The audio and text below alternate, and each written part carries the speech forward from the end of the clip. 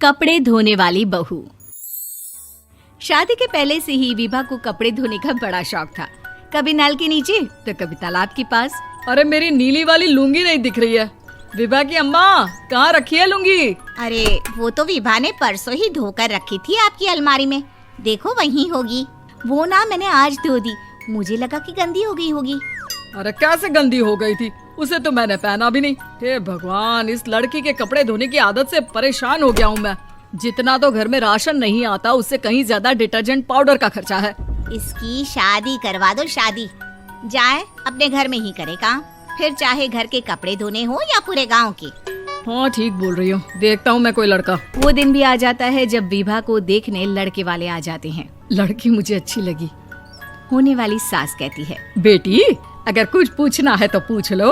वैसे तो हमारी लड़की बहुत ही शर्मीली है, जो बोल दो वो मान लेती है, इसे क्या पूछना होगा। अरे कैसी बात कर रही हो माँ, मुझे इन लोगों के घर रहना है, सवाल तो कई है। हाँ हाँ बेटा पूछ लो ना, क्या पूछना है। आप लोगों के घर कपड़े कौन धोता है? सास का मुंह बन जाता है। देखो अगर तुम ये कहना चाहती हो कि तुम्हें कपड़े धोने नहीं आते तो सुन लो, कपड़े मैं ही धोती हूँ, लेकिन तुम्हारे आ जाने के बाद मैं रुमाल तक नहीं धोऊंगी। अरे चुप रहना भाग्यवान, बहू बेचारी घर आई नहीं, उसे डराना शुरू कर दिया। वो क्या है ना बिटिया, अभी तक तो ये कल्लू की माँ ही धोती थी, लेकिन अब तुम्हारे पापा तो दहेज में वॉशिंग मशीन देंगे ही। तभी विभा की माँ बोल पड़ती है, सवाल भी पूछा तो क्या। वैसे भाई साहब, मशीन की तो फिर भी कपड़े धोने की कैपेसिटी होती है, मतलब जो बिटिया दे रहे हैं ना विभा, इसे कपड़े धोने का बहुत शौक है। ये आप लोगों के क्या, आस पड़ोस गांव मोहल्ले सबके कपड़े धो दे और उफ तक ना करे। बाहर देखा नहीं आपने कितने कपड़े सूख रहे हैं, सब हमारी बिटिया ने ही तो धोए हैं। बस भी करो ना माँ, शर्म आ रही इतनी तारीफ सुनकर। और तो और एक दाग निकाल कर दिखाओ तो मान जाऊं। हाँ अच्छा अच्छा, माफ करना बेटा, मैंने गलत समझा, हमें तो रिश्ता बहुत पसंद है। और ऐसे जुड़ जाता है रिश्ता कपड़े धोने का शौक रखने वाली विभा का। उसकी शादी हो जाती है कोयला फैक्ट्री में काम करने वाले कल्लू के साथ। शादी के बाद अचानक विभा चिल्लाती हुई सास के पास आती है। सासू माँ, अरे सासू माँ कहाँ है आप? ये तो धोखा है, धोखा दिया आप लोगों ने मुझे। इसे ससुर के चक्कर के बारे में पता चल गया। अरे तो उसमें तुझे क्यों धोखा मिला है? अरे नल में पानी नहीं आता, कपड़े कैसे कब धुलेंगे? अच्छा अच्छा, तू पानी नहीं आ रहा उसकी बात कर रही है। तो आपने क्या सोचा? कुछ नहीं। अच्छा हाँ, तेरी माँ ने कहा था कि कपड़े धोने का शौक है तुझे, याद आया मुझे। शौक शौक बोलकर कपड़े धोने वाले मेरे जुनून को कम ना आके सासू माँ, कपड़ा धोना मेरा गुरूर है। तभी पति भी वहाँ आ जाता है। अभी अभी मैंने इसे सनी देओल की फिल्म दिखाई है, उसी के डायलॉग मार रही है माँ। अच्छा सुन, साफ साफ बता रही हूँ, पानी सुबह 4 से 6 और शाम को 10 से 12 आता है, समझी?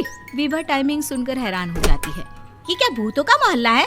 सुबह 4 बजे उठकर कौन कपड़े धोता है? 4 बजे टंकी में पानी जाता है, फिर सारा दिन धोना ना, किसने मना किया?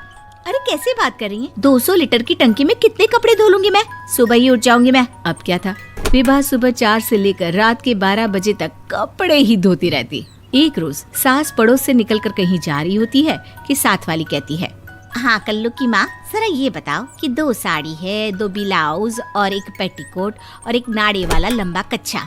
हाँ तो? अरे तो क्या, कितना लोगी धुलाई ये बताओ। धोबन दिख रहे हैं हम क्या? हमारे पति सरकारी नौकरी से अभी अभी रिटायर हुए हैं और बेटा सुपरवाइजर है कोयला फैक्ट्री में। धोबन समझ रखा है हमें। हाय रे कल्लू की अम्मा, माफ कर दो, वो तो मोहल्ले में यही सब बता रहे थे कि तुमने बहू को कपड़ा धुलवाने के काम में लगा दिया है। सास को पड़ोसन की बात सुनकर गुस्सा आ जाता है। वो घर पहुंचती है जहां घर के बाहर ही इतने सारे कपड़े सूख रहे होते हैं जितने कि किसी धोबन के घर पर। अरे ओ कल्लू की दुल्हन, बाहर निकल। माँ जी यहीं आ जाओ, बाथरूम में चादर धो रहे हैं हम। अरे अभी हम धोते हैं, तुमको बाहर निकलो। ये आस पड़ोस वाले बोल रहे हैं कि हम बहू से कपड़े धुलवा धुलवा कर उसे कपड़ा धोने वाली बना दिए हैं। अरे छोड़ो ना माँ जी, किन लोगों की बातों में आती हो? आस पास के लोगों का तो काम ही होता है कि वो किसी तरह सास बहू को लड़ा दे। बहू सारे घर के कपड़े धोती है, ये क्या कम है? बोलिए। सास को भी लग जाता है कि वो बहू का ये सनकीपन नहीं छुड़वा सकती, इससे अच्छा है कि खुद ही चुप हो जाए।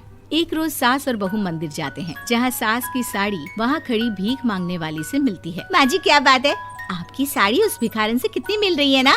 हाँ हाँ देखो तो दोनों की साड़ी मिल रही है। क्या बात है कल्लू की अम्मा, तुम खुद को तो अफसर की बीवी बताती हो और ऐसी सिंपल सी प्लेन साड़ी पहनकर घूमती हो। सिंपल और प्लेन नहीं है ये साड़ी। तो क्या सोने के धागे से फूल बने हैं?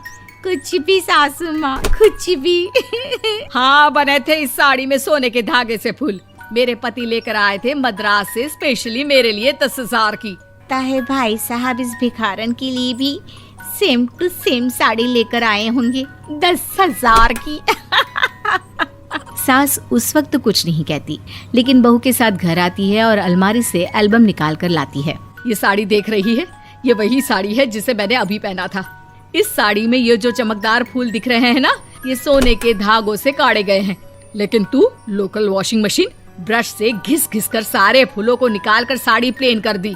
मुझे माफ कर दीजिए सासू माँ। और तो और, जब मैंने तुझे तेरी गलती के लिए कुछ नहीं कहा, लेकिन तूने तो सबके सामने मेरा मजाक ही बना दिया। क्यों? बहू को समझ में आ जाता है कि अब से उसका कपड़े धोना बंद।